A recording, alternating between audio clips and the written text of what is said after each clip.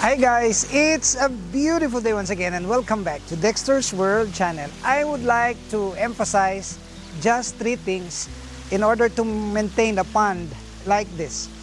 Well, it's my experience that when you're gonna put in some volumes of fish, you are actually should be very conscious about the welfare of the fish, especially during the dawn.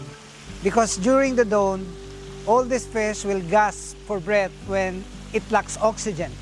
Because it is also during those times that the plants around will be competing with the fish for oxygen. And this is what I've learned from my research, that every dawn you have to check all your fish. If they are gasping for breath, then that's a signal that you have to add more oxygen. Because if we will not, then of course they will die.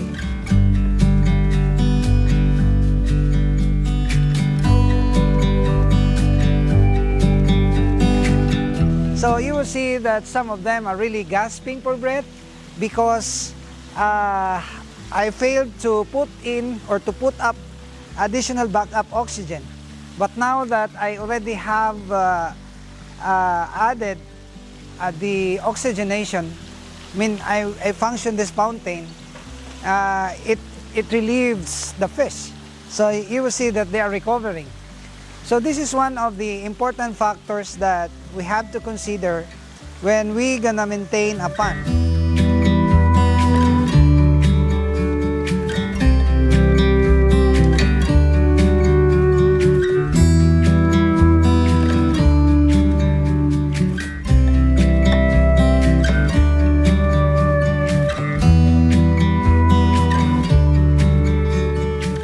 Aside from this, we also would like to emphasize that your water should be flowing. You know, a stagnant water will not really good or do good for your fish. It's not good because the stagnant water can conclusively be interpreted as having high ammonia.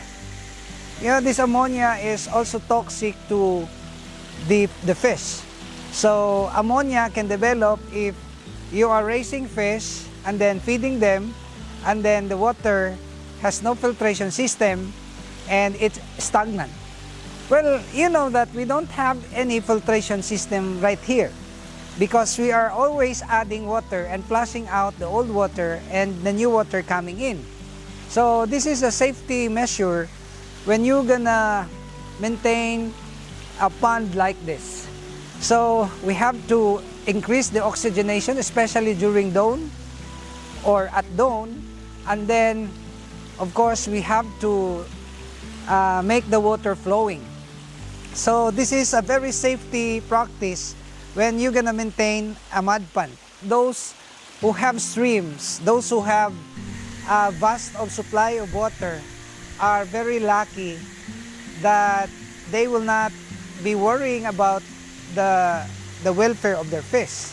So the water is not stagnant.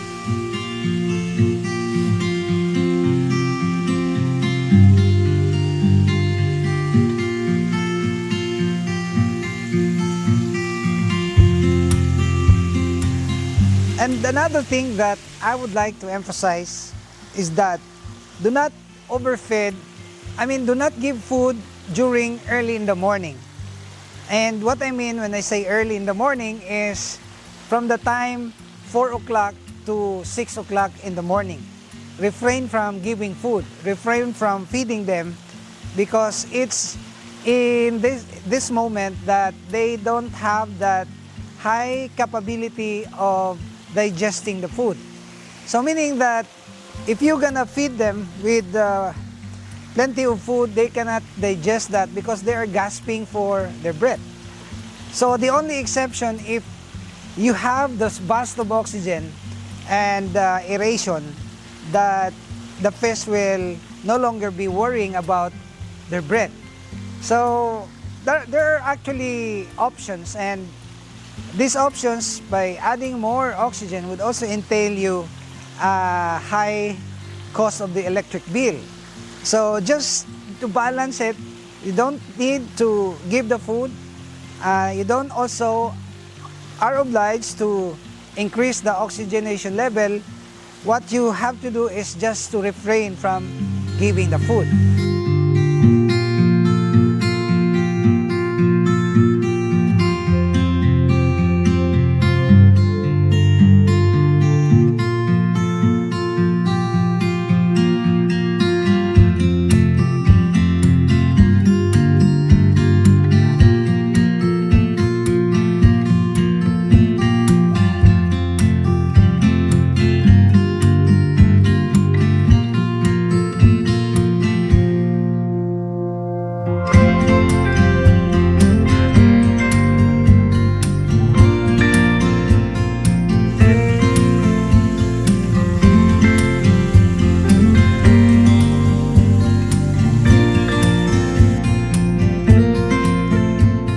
So you will see that yesterday we added some hundreds of koi fish right here, and if this practice is done inside the aquarium or even in a concrete tank that is small, this is a very dangerous practice because we are adding new fish to the old fish, and this is very dangerous. But if you have the mud pan, and that mud pan has conditioned water, I believe you can do that. That's far from committing error or mistake.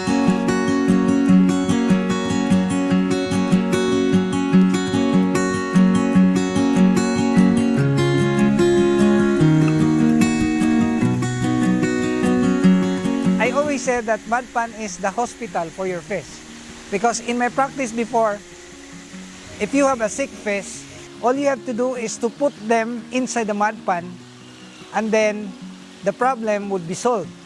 Name all sickness like the fin rats, the gill flukes, and even the bacteria-caused disease, even internal bleedings of the fish. That can be cured when that will be thrown in the mud pan.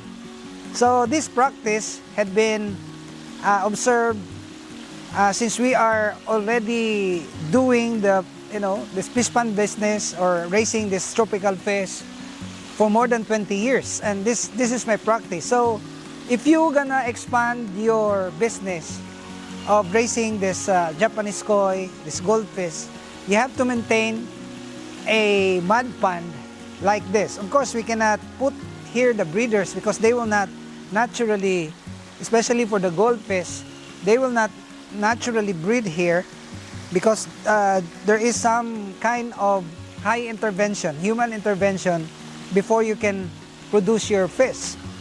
Like preparing the spawning tank, the water quality management is very important. But for the grow out, you have to maintain a pond like this so that you will not be worrying about your stocking density.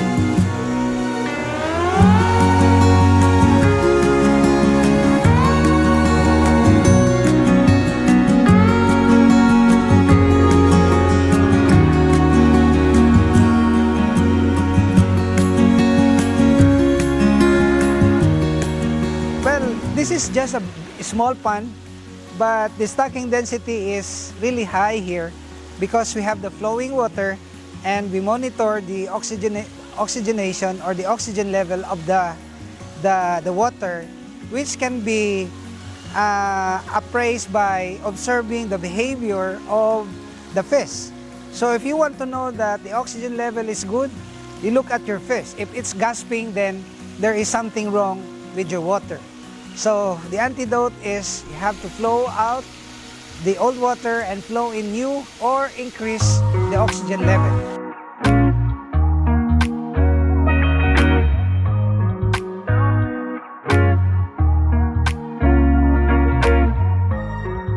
So these things are very important, and I hope that this will add to your knowledge and practical approach in dealing with all these types of business. So thank you guys for watching. I hope you will continue to like and share our videos. And if you're not yet subscribed to this channel, may I humbly ask you to please subscribe and hit the notification bell, because we are doing a daily video and we upload also daily on this channel. So thank you guys. See you in my next vlog tomorrow, only here at Dexter's World.